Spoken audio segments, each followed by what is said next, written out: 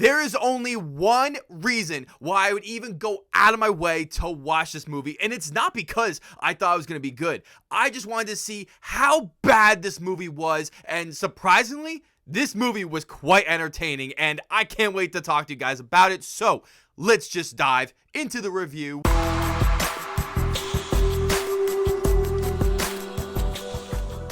Welcome back, my fellow film fans. This is Let's Be Real Brad. Today in the channel, I want to talk to you guys about the brand new 2022 action-adventure fantasy movie called The King's Daughter. The King's Daughter is directed by Sean McNamara and is based on the 1997 novel The Moon and the Sun. The film stars Pierce Brosnan and Kayla Scodelario. This film is about King Louis XIV's quest for immortality, which leads him to capture and steal a mermaid's life force, a move that is further complicated by his illegitimate daughter's love of the creature. The King's Daughter is a movie that I have been anticipating for all the wrong reasons, and is because this movie looks like a pile of dog crap. This movie was filmed in 2014 and was meant to release in 2015, and the fact that this movie went through 3 distributors to finally release in January of 2022 in the middle of a pandemic where no other movies are being released, I think that is insanely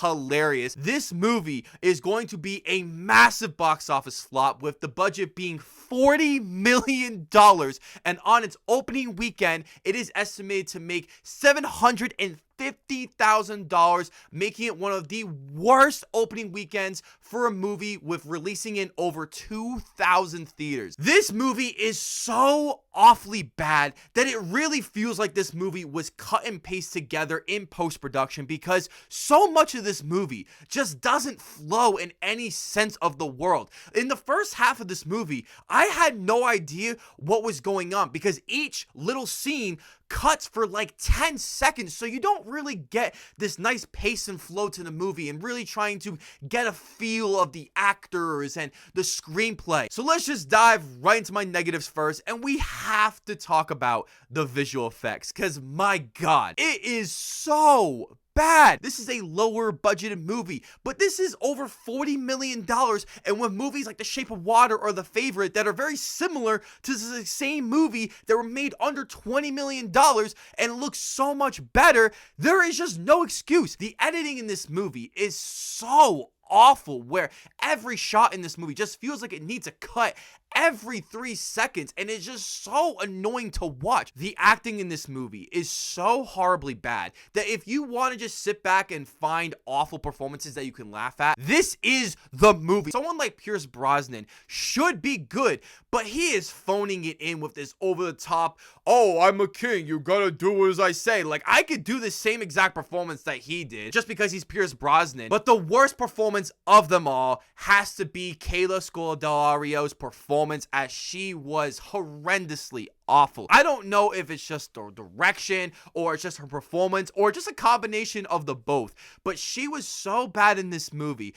that I didn't even believe any scene that she was in. The worst scene of the movie is when she's running down the hall crying with this over-the-top, sad, manipulative music, because she cannot cry in this movie, and that's exactly why they did it, because it didn't add any dramatic effect. Many of the dresses in this movie feel like they came straight out of the 1980s and the 1990s, and it's just all over the place, so I don't buy into this movie ever feeling like it's supposed to be in the appropriate time frame. There is no direction in this movie, and if there is, it is not conveyed to the actors, to the screenplay, to the overall feel of this movie. It doesn't feel like it serves any purpose for entertainment, or to try to say something, or to be fresh for this fable type movie. Surprisingly, I have a few positives of this movie, with the first one being that this movie is pretty easy to get through, considering that this is a easy 90-minute movie that is straightforward. There's hardly any fat to it. The scenes go by so fast in the worst way possible. And I think if you show this to someone who likes these kind of movies,